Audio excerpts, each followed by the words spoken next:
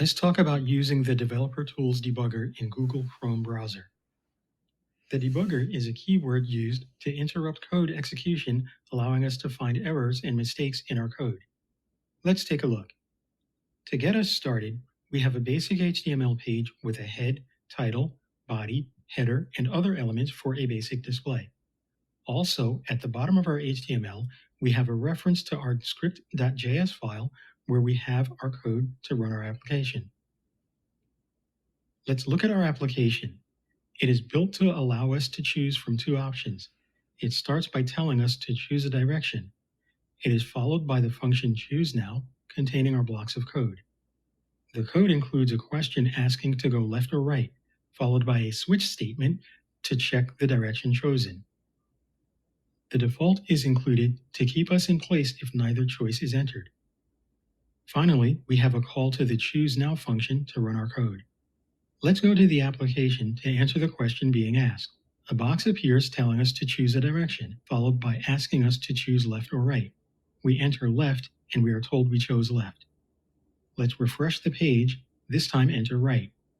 We expect it to tell us we have chosen right, but instead says we stay in place.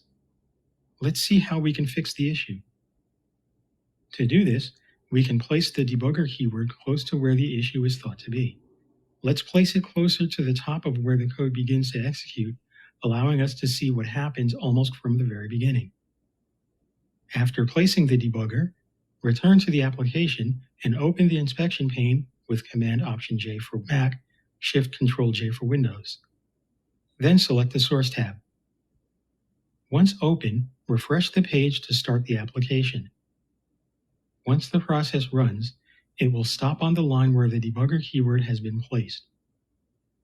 You may see a different layout than the one here, but the tools we will need can be identified by a group of buttons containing the pause play arrow button located at the left of the grouping. When we place our mouse pointer over each button, they will display each purpose.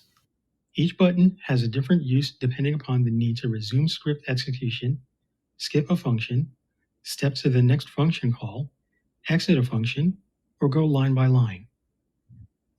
There's even an option to remove breakpoints if necessary, or opting not to pause.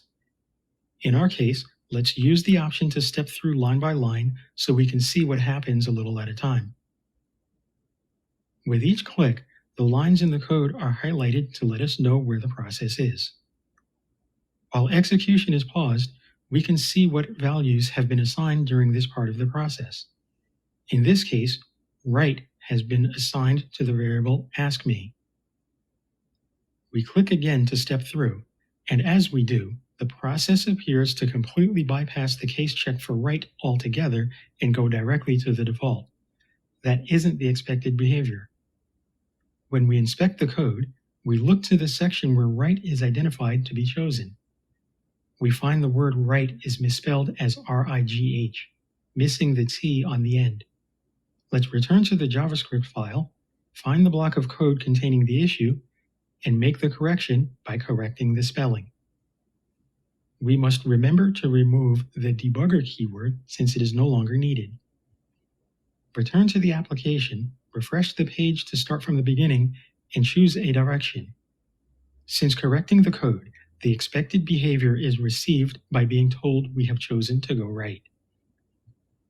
As mentioned, the debugger is a keyword used to interrupt code execution, allowing us to find errors and mistakes in our code.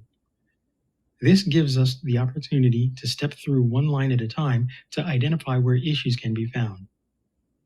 Remember to explore this and other examples to see how the debugger works. Thank you for watching.